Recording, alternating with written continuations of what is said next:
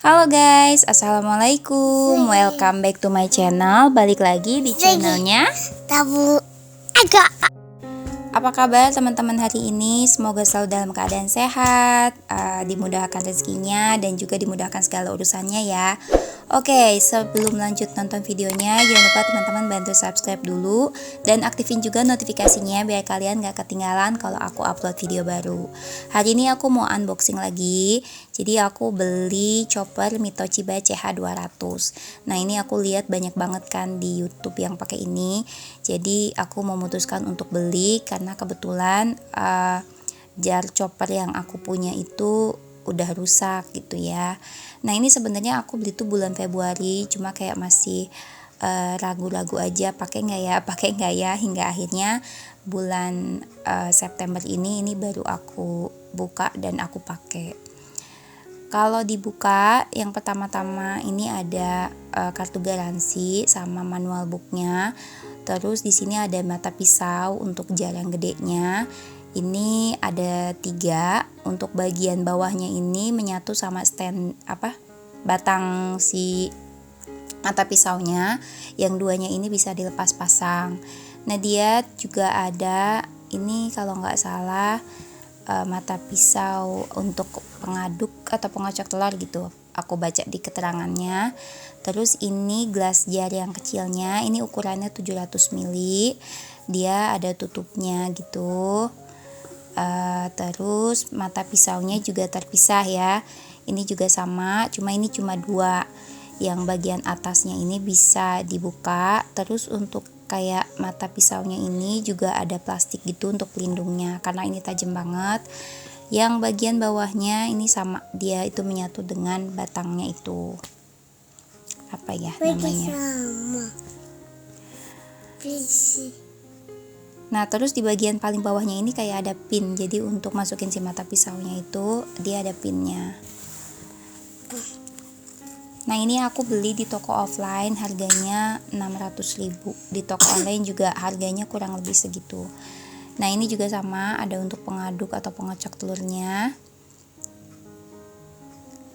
Kemudian ini ada tutup untuk jar yang kapasitasnya 2 liter. Nah, dia ini bagian pinggirnya ini ada sealnya. Ini sih kayaknya bisa dilepas pasang gitu, tapi dia cukup merekat nempel gitu ya ke tutupnya.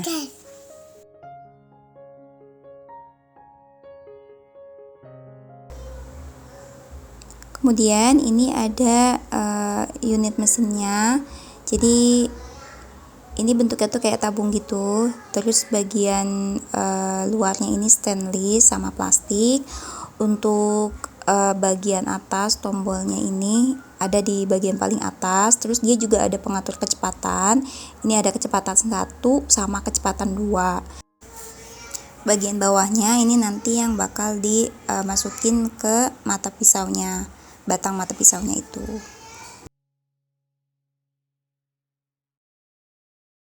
Nah, kemudian ini ada jarnya. Ini jar yang besarnya. Ini lumayan besar sih menurut aku.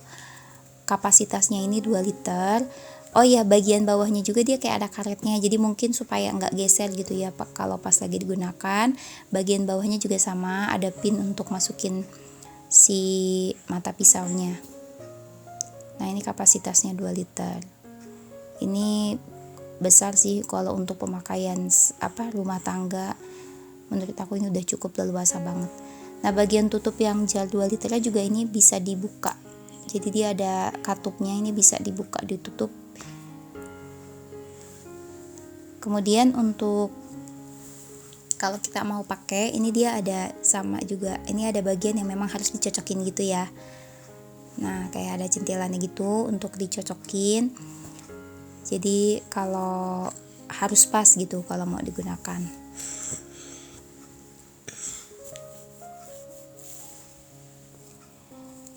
Nah, menurut aku sih untuk harga 600.000 ini worth it. Nanti aku juga bakal coba untuk gunakan. Ini dia penampakan unitnya. Kalau teman-teman udah nonton video somai ayam, itu aku juga pakai ini untuk ngalusin si ayamnya. Dan menurut aku ini bagus ya. Dan kapasitasnya juga besar. Kalau untuk bikin dua-duanya juga bisa sama-sama dipergunakan untuk mencincang daging. Nah selanjutnya aku mau bikin menu harian lagi. Aku mau bikin tempe bacem. Sebenarnya tempe bacem ini udah aku share ya pas belanja mingguan kemarin, tapi ini cara aku bikinnya ini aku baru share sekarang. Nah di sini aku tumis aja bumbu halus, terus aku tambahin ketumbar. Bumbu halusnya ini aku pakai bawang merah, bawang putih sama kemiri. Kemudian aku tambahin juga 3 lembar daun salam dan juga sekitar 2 ruas lengkuas. Ini dimasak terus sampai bumbunya tanak, kemudian masukin air kelapa. Kalau nggak ada air kelapa mau pakai air biasa juga boleh. Nah ini juga air kelapanya aku nggak banyak, cuma dari 1 kelapa, jadi aku tambahin juga pakai air. Kalau udah mendidih, aku masukin ceker sama ada kepalanya juga, ada kepala ayam. Terus ini aku tambahin gula merah dan kecap manis, kemudian diaduk.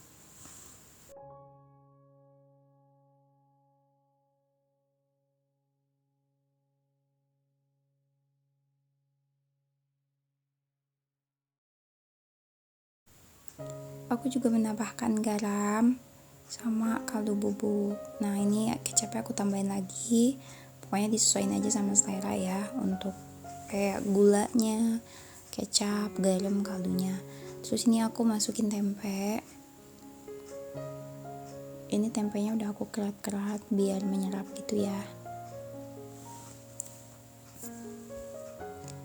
Diaduk, tapi pelan-pelan aja ngaduknya.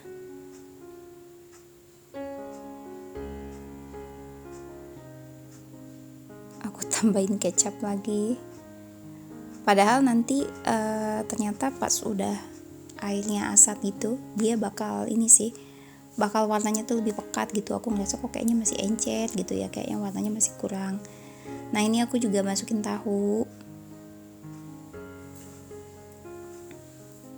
dan ini aku tutup, aku masak sampai kayak airnya tuh kering gitu ya. Nah ini di sebelahnya ini air bekas ungkepan ayam, aku pakai buat ngungkep tempe sama tahu.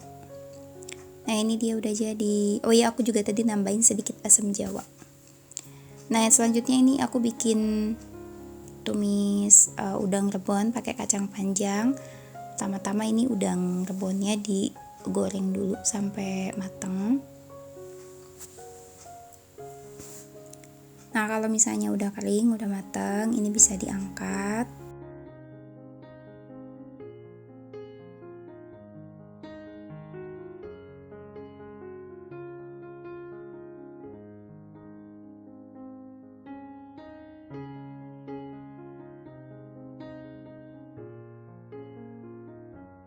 Selanjutnya aku tumis bawang merah, bawang putih, ini cabai merah sama cabai rawit merah. Cabai rawit merahnya kalau nggak mau pedas bisa di skip. Bawang merahnya ini agak banyak ya, jadi digoreng dulu sampai dia layu, terus agak kekuningan kali ya. Terus masukin bawang putih sama cabainya dan diaduk-aduk, digoreng sampai semuanya layu dan agak sedikit kering. Nah kalau udah agak sedikit kering, aku tambahin kacang panjang. Ini untuk bahannya dikira-kira aja sih. Tadi aku pakai udang rebonnya itu setengah ons. Kalau kacang panjangnya ini berapa ya? Ya pokoknya dikira-kira aja. Tapi menurut aku sih ini nanti hasil jadinya masih agak sedikit gitu ya kacang panjangnya. Jadi aku pengennya sih kacang panjangnya lebih banyak. Kalau teman-teman suka sayurnya lebih banyak, boleh kacang panjangnya ditambahin. Nah ini jangan lupa di seasoning, aku cuma pakai garam sama sedikit aja mecin. Kalau misalnya teman-teman nggak masak pakai gula, pakai mecin, itu bisa di skip aja. Jadi nggak perlu ditambahin bumbu karena nanti rebonnya itu udah asin. Nah ini diaduk-aduk sampai si kacangnya ini agak layu. Kalau udah layu terus dimasukin deh udang rebonnya dan diaduk-aduk. Kalau udah di tahap ini masaknya nggak perlu lama-lama, cukup diaduk sampai semuanya tercampur rata aja. Dan karena tadi kan aku nambahin gula tuh, Jadi mastiin gulanya itu sudah larut semuanya.